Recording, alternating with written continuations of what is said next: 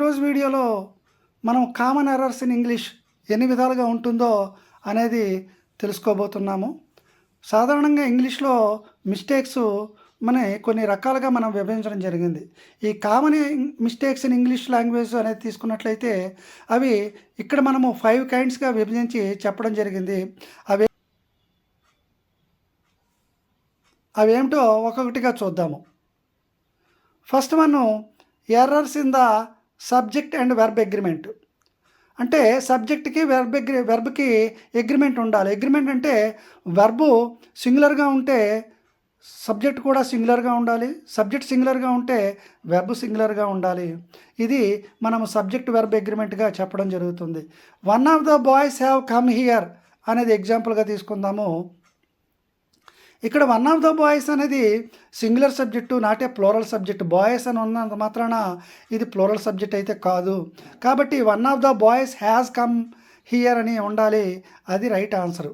కాబట్టి one of the boys have come here అనేది error sentence, one of the boys has come here అనేది correct sentence. In the same way, if I was a bird I would fly. If అనే condition క్లాజ్ని ఉపయోగించేటప్పుడు I singular subject అయినప్పటికీ కూడా were ఉపయోగించాలి. అది condition clause యొక్క rule. కాబట్టి if I were a bird I would fly అని చెప్పవలసి ఉంటుంది, అది రైట్ సెంటెన్స్ అవుతుంది. If I was a bird I would fly అనేది రాంగ్ సెంటెన్సు. దీన్నే మనము సబ్జెక్ట్ వెర్బ్ అగ్రిమెంట్గా చెప్పడం జరుగుతుంది. సబ్జెక్ట్ సింగులర్గా ఉన్నట్లయితే వెర్బ్ కూడా సింగులర్గానే ఉండాలి. సబ్జెక్ట్ ప్లోరల్గా ఉంటే వెర్బ్ కూడా ప్లోరల్గానే ఉండాలి, అది rule. Next, errors in the tense of verbs. సెంటెన్స్లో ఉపయోగించే టెన్స్ని బట్టి ఎర్రర్గా చెప్పడం జరుగుతుంది. I have come here yesterday. ఇక్కడ మనం తీసుకున్నట్లయితే ఎస్టర్డే అనేది పాస్ట్ యాక్షన్ చెప్పేది, కాబట్టి దీన్ని సింపుల్ పాస్ట్ టెన్స్లో ఎక్స్ప్రెస్ చేయాలి. కానీ ఇక్కడ సెంటెన్సు ఐ హ్యావ్ కమ్ అని ప్రెజెంట్ పర్ఫెక్ట్ టెన్స్లో ఎక్స్ప్రెస్ చేయడం జరిగింది. దీన్ని ఐ కేమ్ హియర్ ఎస్టర్డేగా మనం చెప్పవలసి ఉంటుంది. So I came here yesterday అనేది right sentence, I have come here yesterday అనేది రాంగ్ సెంటెన్సు. ఇక్కడ కరెక్ట్ అయిన టెన్స్ని ఉపయోగించడం జరగలేదు. అలాగే హీ ఈజ్ హేటింగ్ మ్యాథమెటిక్స్.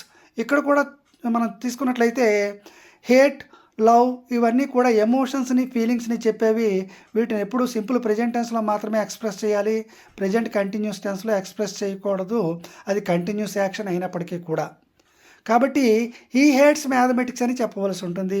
అలాగే షీ లవ్స్ హిమ్. ఈ విధంగా మనము ఎమోషన్స్ అండ్ ఫీలింగ్స్ని సింపుల్ ప్రెజెంట్ టెన్స్లో మాత్రమే ఎక్స్ప్రెస్ చేయాలి. ఇక్కడ ఇచ్చిన సెంటెన్సెస్లో టెన్స్ ఒకటి ఉన్నది, టైం వేరే ఉన్నది. కాబట్టి టెన్స్ ఆఫ్ వెర్బ్స్ కరెక్ట్గా లేవు. దీన్ని మనము errors in the tense of వెర్బ్స్గా చెప్పడం జరుగుతుంది.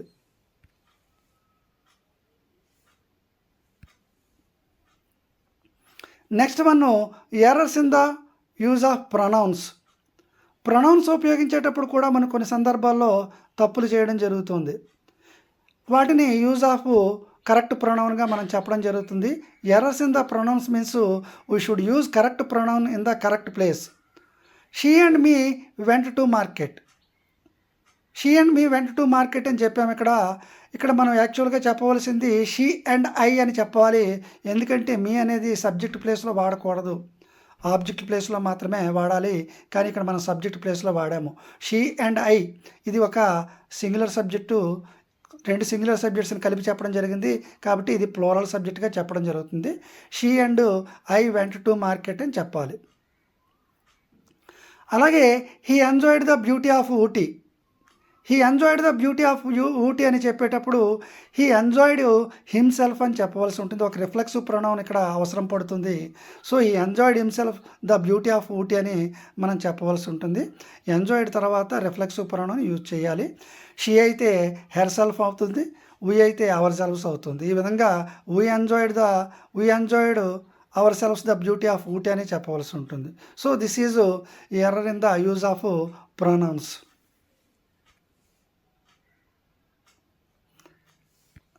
నెక్స్ట్ మనము ఎర్రర్స్ ఇన్ ద ఆర్టికల్స్. ఆర్టికల్స్లో తప్పు చేసినట్లయితే దాన్ని మనము ఎర్రర్స్ ఇన్ ద ఆర్టికల్స్గా విభజించడం జరిగింది. He is an European. అలాగే గంగా ఈజ్ హోలీ రివర్. ఇక్కడ ఈ 2 ఎగ్జాంపుల్స్‌లోనూ కూడా ఎర్రర్స్ ఉన్నాయి. ఏ విధంగానో ఒకసారి చూద్దాము. హీ ఈజ్ ఏ యూరోపియన్ అని చెప్పాలి. ఎందుకంటే యూరోపియన్ అనేది కాన్సోనెంట్ సౌండ్తో వచ్చే వర్డ్ కాబట్టి so the first pronunciation is European. This is a consonant sound, not a vowel sound. So a European అని చెప్పవలసి ఉంటుంది. So he is a European అని చెప్పాలి.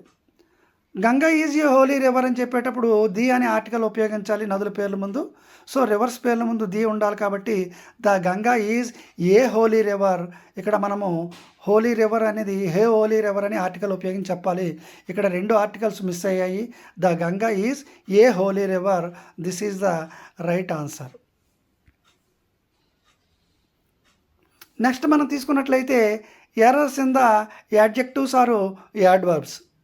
సాధారణంగా మనము రాసే కొన్ని సెంటెన్సెస్లో లేదా మాట్లాడేటప్పుడు యాడ్జెక్టివ్స్ లేదా యాడ్వర్బ్స్లో కొన్ని తప్పులు చేయడం జరుగుతుంది. దీన్ని errors in the adjectives or యాడ్వర్బ్స్గా చెప్పడం జరుగుతుంది. He ran slow to the park అని చెప్పాము. ఇక్కడ స్లో అనేది యాడ్వర్బ్గా వాడాము కాబట్టి స్లోలీగా వాడాలి. He ran slowly to the park అని చెప్పవలసి ఉంటుంది. ఎందుకంటే ఇక్కడ మనము వెర్బ్ని డిస్క్రైబ్ చేస్తున్నాం కాబట్టి యాడ్వర్బ్ ఉపయోగించాలి. ఒకవేళ నౌన్ని డిస్క్రైబ్ చేసిన ప్రొనౌన్ని డిస్క్రైబ్ చేసిన యాడ్జెక్టివ్ వాడాలి.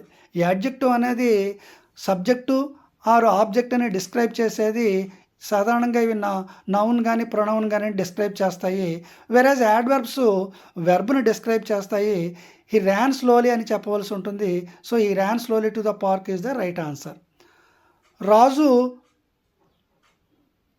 రాజూస్ బైక్ ఈజ్ ఫాస్టర్ అని చెప్పవలసి ఇక్కడ చెప్పిన సెంటెన్స్లో తప్పు ఉంది. Raju's bike is faster than me అని చెప్పవలసి ఉంటుంది, లేకపోతే ఫాస్టర్ దాన్ మై బైక్ అని చెప్పవలసి ఉంటుంది. So Raju's bike is faster than my bike అని చెప్పవలసి ఉంటుంది. సో ఇక్కడ మనము ఫాస్టర్ అని చెప్పేసి వదిలేస్తే సరిపోదు, ఈ విధంగా మార్పు చేయవలసి ఉంటుంది.